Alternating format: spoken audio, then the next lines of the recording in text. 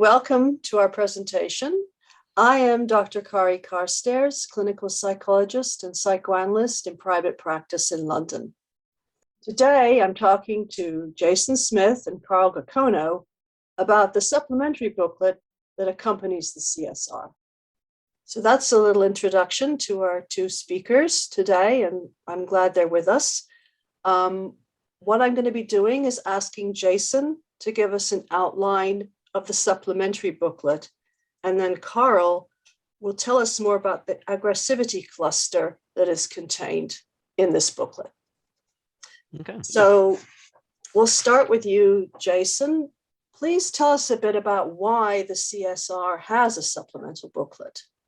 Okay, so obviously when Exner created the comprehensive system and now the comprehensive system revised, the variables in there are very good at assessing patients. However, there are some good supplemental scales that people use, clinicians, researchers, such as the Rorschach Oral Dependency Scale, the Gacono and Malloy aggressive scores that can add more to the clinical understanding of a patient. So we wanted to provide a booklet for people that are interested in these different scales, which I'll talk about, to give them a way to score them reliably, all kind of have all information in one spot that would be helpful for them.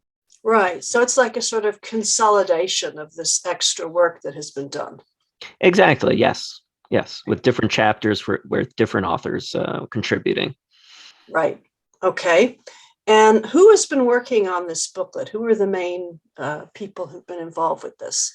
So myself, Patrick Fontaine, and Yifat Weinberger are the editors of the book. So we are kind of overseeing everything. And then in the different chapters that we have, I'll go through the different topics. So in the chapter for the Rorschach Oral Dependency Scale, Yifat and Robert Bornstein are working on that chapter. Carl and myself worked on the Gacono and Malloy extended aggression scores, and he's going to talk a little bit about his aggressivity cluster as well. The mutuality of autonomy scale, Chris Fowler and one of his students, Natasa Johnson, is working on that chapter. Myself and Carl are working on the Cooper, Perry, and Arno Rorschach Defense Scale chapter. Mm-hmm. We have Anna Marie Rosso working on her extended space scores. We have Shira Tibone working on her reality fantasy scale, the RFS2 scale. And then we have John Stokes and David Pogue, who are working on the ego impairment index. Great. Sounds like a great team and quite an international team, if I may say. Yes. So. Yeah. Okay. So you've started to give us an overview of what's in the booklet. Mm-hmm. Can you say a bit more maybe about how it's structured, the format of it, and what it adds to the CS-R? Yes. So each chapter will have kind of a background information about the scale. It'll include reliability and validity and any new current research with the scale. And then the main kind of point in there is how to score it reliably and then interpret the scale, how clinicians and or researchers can use it. And then it just adds to the CS-R, just giving more options to people. I think that's always good to, if they're flexible or they want to learn something new and add to the CS-R interpretation. Right. So it sort of helps the clinician to hone in on something that's of particular relevance to the case. Yes, Right. I would say so. Yes. Right. And if I understood you correctly, when you use the chess, then you automatically get these scores if you put it into the program, or how does that work? Yes, you will be able to score them based on the interface that they will be options for you to score them in the program. So there's no, it's anything you have to add on or anything like that. If you choose to use them, great. If you don't, it's not required that you score them. Mm-hmm. Mm-hmm. Okay. Is there anything else you'd like to say? I think you've given us a good overview, but is there anything else that we would need to know to understand what this booklet offers? And nope. Again, we're working on the chapters. We hopefully have it at some point this year. shooting for July to release everything for the book. Our Congress, yay! So we are working diligently, finalizing everything. We're doing our best for that. I'm going to kind of set up Carl, but one of the big innovations, not only in the booklet will we be talking about, is this new edition of the Gacono aggressivity cluster, which I'll let Carl kind of talk about, but it really is a great addition to start looking at how we can start conceptualizing a patient's aggressivity. Okay, well, great. Thank you so much, Jason.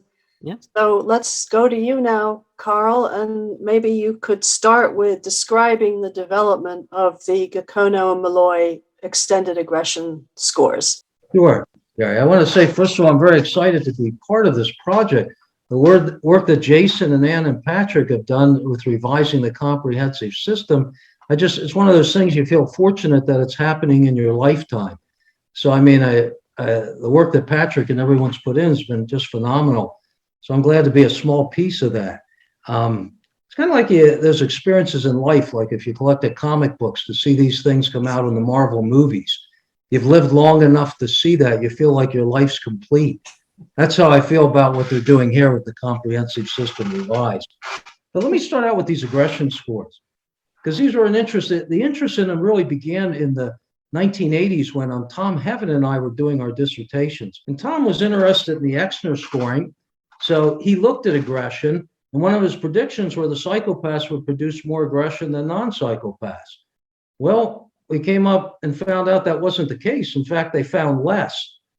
In the process of us administering the protocols and interviewing these inmates, what I noted was they produced a plethora of all kinds of other aggressive imagery and interesting kinds of responses. They wouldn't just produce a woman that's had an injury. They produce a woman that had her head blown off, which is aggressive past. They put the aggression on the Rorschach, but in different ways, and were measured by aggressive movement with the Exner system. So I observed these kind of things, and I began to record them and quantify differences. At the time, Reed Malloy happened to be a dissertation chair for both myself and Tom.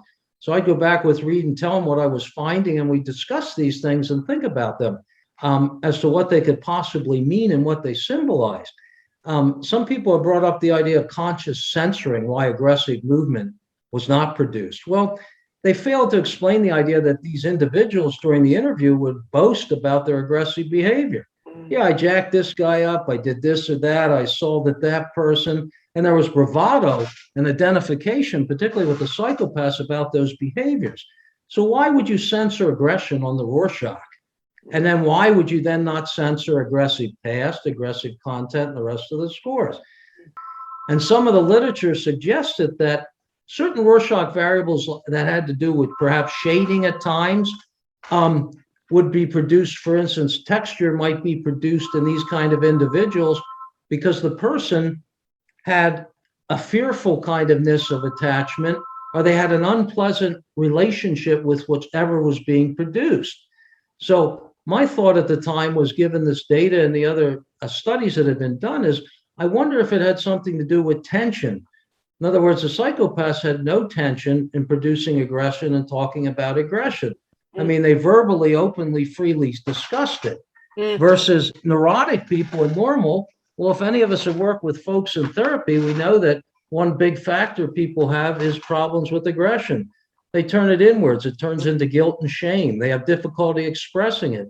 So the hypothesis then became that the psychopaths did not produce aggressive movement because it was not conflictual to them, where kind of neurotic and non-patients do. And since that time, all the research, good research and sound methodology has really supported that contention. Now, remember, I'm just saying about aggressive movement. The other things fall into different categories. Yeah. And so all kinds of people can produce those in different populations. Mm-hmm. Well, thank you. So how does the Gacono aggressivity cluster differ from these extended aggression scores and from, let's say, a Rorschach aggressivity constellation? What's new about this cluster? The idea that the aggressive imagery and the aggressive scores capture certain things like preoccupations, focus, and identifications. But any of us have done any risk assessment and actually done any clinical work know that when you assess the risk of future violence and danger, you look at both dynamic and static factors. So it's a much more complex issue than just the idea of how does the aggression function within the personality, what defenses, constellations revolve around it, and so forth. It's a much broader issue. So an affectivity cluster and clusters on the comprehensive system, the structural summary, really have to do with giving you a picture or a one-shot template for understanding factors that would contribute to certain types of behaviors or issues. Self-perception, for instance, with morbits and reflections. Constellations differ from that as you're really looking at predictive things. If it's greater than 4 on DEPI, does this mean something, or does this increase the likelihood of someone having an actual problem with depression? The same thing with the CDI and the suicidal constellation. So the aggressivity cluster is not meant to be predictive of future behavior. I see. It's meant to provide a description of what kind of things contribute to that behavior. For example, if you have an individual that has a past history of violence, and you want to look at the aggressivity cluster, you will see the kind of dynamic personality vulnerabilities that contributed to that behavior occurring. Or if you want to look then at the future behavior, the cluster will let you understand that should a violent behavior occur in the past, these are the kind of things that probably contribute to that or let that happen.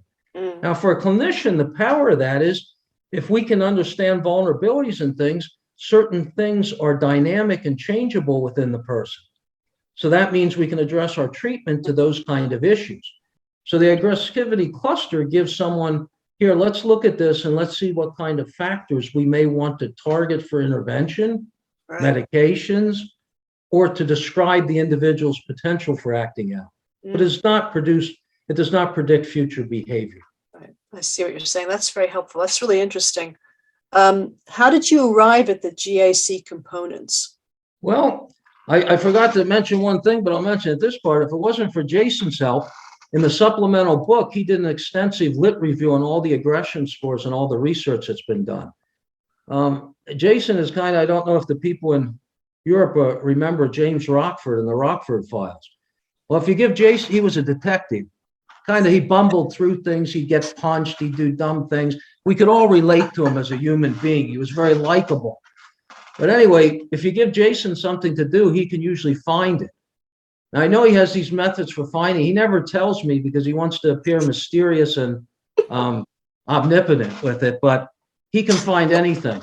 So he did a lit review based on what things in the literature in the past have been related to acting out in aggression. And then I had some of these articles from my dissertation, but he did an extensive lit review. Must have been over 40 articles.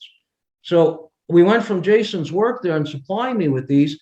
And then, given my knowledge of risk assessment and predicting aggression and looking at that sort of thing, I went through these articles one by one. It took about 4 months. And what I did is take careful notes of the kind of things and the cutoffs and such that were found in the literature that correlated with violent behavior and were associated with it. That's how I arrived at the components. And I can say at this stage with the 3, there's basically 3 components it was narrowed down to. Well, you can see in section 1, it has to do with controls, lability, and impulsivity. And you can see some of the variables and things that go into that particular constellation. I developed some new things such as aggressive sum 6, looking for aggression responses that had severe cognitive slippage in it. Or W sum, well, not color sum 6, looking for those color responses, which was one thing in the literature that was heavily correlated with different kinds of acting out. We all know about the impact of lambda in the literature. High lambda folks usually get overwhelmed in situations and don't have the skills for dealing with potential emotional situations, including those that involve aggression. Low lambda is too overly involved and gets sucked into it. That I can see the 3 main areas. It's like the controls, the orientation towards others, and then the aggressive preoccupation and the drive. And then underneath that, you've got these different variables. So it's very clear the way it's laid out here. Well, this is a lot of help from Patrick too on organizing this. I'd give him all the information and he did this somehow. I don't know how he did it, but yes, the orientation to others, one of the things in the literature is if you devalue others and have these derogatory perceptions of others and so forth, you're more likely to dehumanize them. And you can see some of the variables that go under that. And you also notice in the footnote that other things that I think will probably be included in this have to do with splitting devaluation, projective, and projective identification, because all these suggest distorted views of others. And then the final area, this is where the aggression scores fit in. Aggressive identifications, preoccupations, and the amount of drive. I developed this idea of the destructive, well, the DLC, which having to do with explosion, fire, sex, anatomy, and XY. Certain of these variables have been included in other areas of the Rorschach, but these in particular were also related to acting out against others. So it's the idea, if you have these reduced controls, you're labile and impulsive, you have a devaluative, derogatory, distorted perception of others, and then you have all this aggressive drive and preoccupation. You can see this forms the template for acting out against others. Yeah, it makes sense clinically to me. Yeah, I can see what you're saying. Yeah, it's like a lot of things. It has face validity. So how would a clinician use the GAC to understand an individual? Looks like you've got a case example here. Maybe you could talk us through that a bit. Let's say we get a guy that comes in, it's a parole assessment, and he has a couple history of assaults in his record, and each of his assaults were done where he was under the influence in a bar. Well, we look at his Rorschach, and he's a non-psychopath, and he has some of these features. Obviously, if we get him into substance abuse treatment, he's no longer drinking. If we keep him out of bars, if we do a lot of kind of skill building kind of therapies and cognitive work that can help with different strategies for managing that, you can see gradually we're helping the individual gain the skills and shaping some of the dynamic factors that will reduce the likelihood of future behavior. You'd also hope that the D of -1 would come up to a D of 0. See, I've had pre and post tests of inmates going through therapy. They tend to produce then more M, less cognitive distortion. You know, we've all seen this through clinical work. So yes, just like you're saying, you would hope often the Rorschach and the changes of the Rorschach are reflective of what's happening with the patient or client. These Highlander paranoid schizophrenic antisocials. Well, we didn't want to bust down their defenses and attempt to lower the lambda right away, because then they would begin to have a psychotic break or disorganized. We wanted to respect that high lambda idea and gradually ease into things and make things more manageable. I used to do a lot of parole assessments for the or conditional release assessments for folks that were in the state of California. And often the therapist would say, I'm having trouble with this patient. He's beginning to decompensate. I'm having trouble with this patient. You could look at their Rorschachs. You could understand the therapist and how they interacted. Let's say you have a feelings-oriented therapist with a high lambda paranoid schizophrenic, and you could see why they were decompensating. So it's this kind of idea with the cluster. The clinician can go right to this specific cluster and get valuable information about this particular issue. Yeah, I see. It really helps in treatment planning. Yeah, I can see that. Thank you. As our last discussion point, what further research would you like to see with the extended aggression scores and the GAC? What particularly would you like researchers to be working on next? Well, Jason and I talk about this in the chapter. With the sadomasochistic response, it's not produced that often, but I have introduced 2 other kinds of ways that may be fruitful of measuring sadism on the Rorschach.